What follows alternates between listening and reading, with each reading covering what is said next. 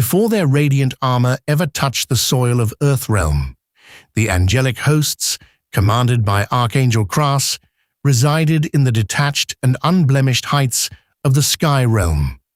Their seat of power was Arsul, not merely a military headquarters, but a sprawling, celestial citadel floating far away from the filth and suffering of Earthrealm.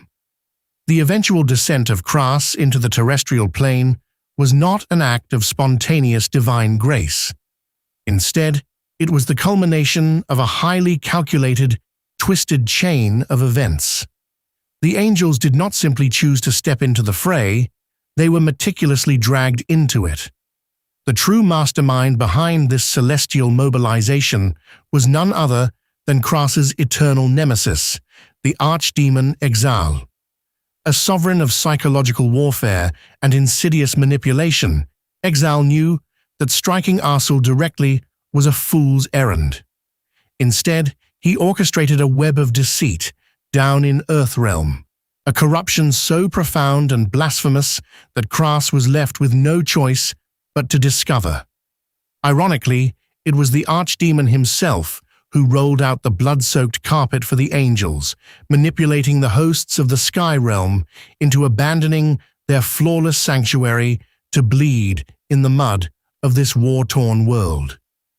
In the historical archives of the Drea Kingdom, specifically the year DC 18, during the reign of King Izalin, the military maintained a highly classified, fortified installation within the Peridia region of the Al-Salit mainland. Carved deep into the throat of a massive canyon, this sanctuary was far more than a strategic garrison. It functioned simultaneously as a concealed subterranean city and a colossal theater for the kingdom's most profound ritualistic traditions. It was within these stone walls that the seeds of a celestial catastrophe were sown.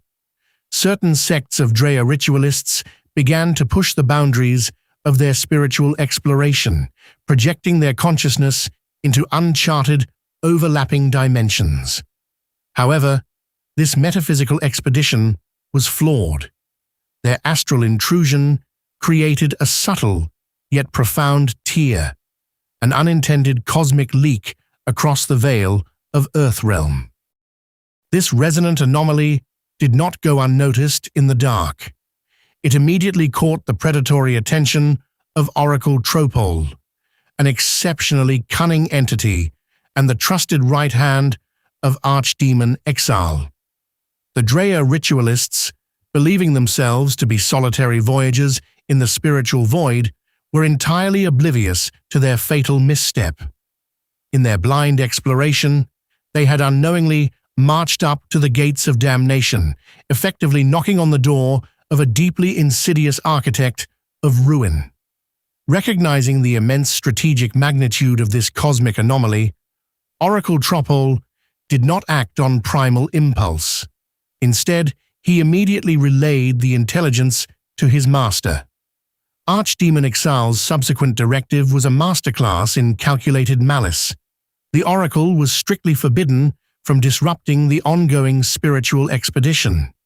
The Drea ritualists were to be left entirely undisturbed in their ignorance. Rather than shattering the ritual, Tropol received a far more insidious objective. He was commanded to secretly anchor a dimensional gateway directly into the heart of the Peridian military installation.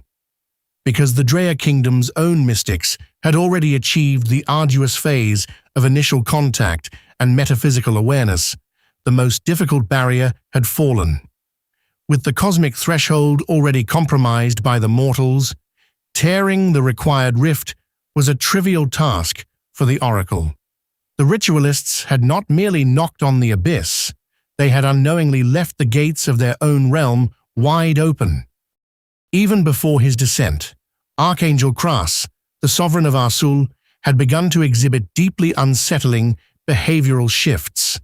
This was no longer a secret within the celestial ranks. Once the radiant embodiment of tolerance, grace, unity, and liberty, the Archangel was now rotting from within. Whether suffering from a profound intoxication of his own power or poisoned by an unseen, corrupting influence, Cras had entirely forsaken his original virtues. In their place, he forged a self-worshipping dogma, imposing this new, cruel religion upon his followers. Day by day, he devolved into a radical and merciless tyrant. For his eternal adversary, Archdemon Exal, concepts like respect, perception, and reputation were everything. He knew these constructs did not need to be real. They could be seamlessly and entirely fabricated. Exal recognized a fundamental truth. If he could manipulate the erratic Cras into forging new enemies, the Archdemon's grand design would march forward without resistance. Exal's subsequent maneuver was to intentionally leak the intelligence regarding the Earthrealm anomaly directly to the Archangel. As an unrivaled master of whispers and psychological manipulation, Exal successfully snared his nemesis's attention, drawing the celestial host toward a hidden rift that Oracle Tropol had meticulously constructed near the borders of Arsul.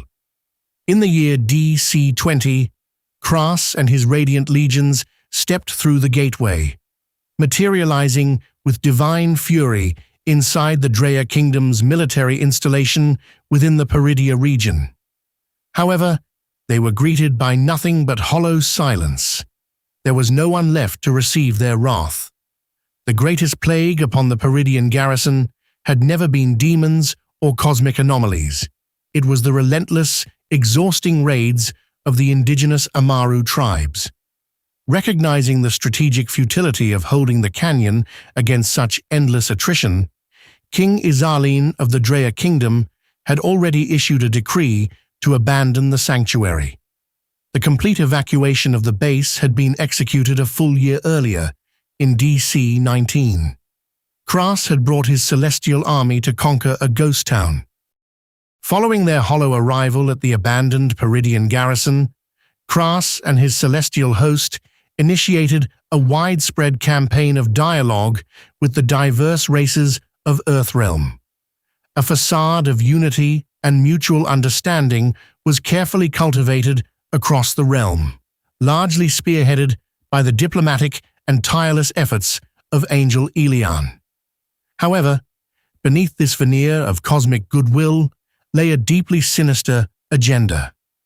The Archangel's true intentions were entirely devoid of genuine friendship or alliance. To Cras, Earthrealm was merely a fertile harvesting ground.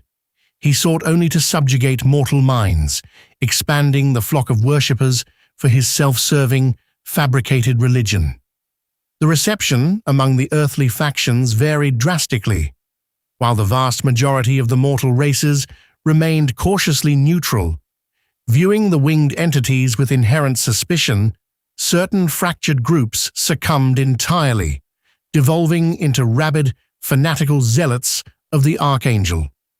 In stark contrast, the highly bureaucratic Saram Empire maintained a cold, calculated political distance, refusing to let celestial dogmas infect their established order. For many years, Cras and his legions wove a continuous, tireless path between the heights of Arsul and the mud of the terrestrial sphere. Yet, blinded by his own burgeoning god complex and his growing ranks of worshippers, the Archangel failed to realize his fatal error. He had walked perfectly into the snare of his eternal nemesis.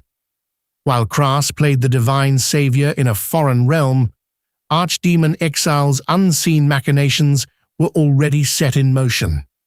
The hourglass had been flipped, and time was aggressively bleeding out against the celestial host.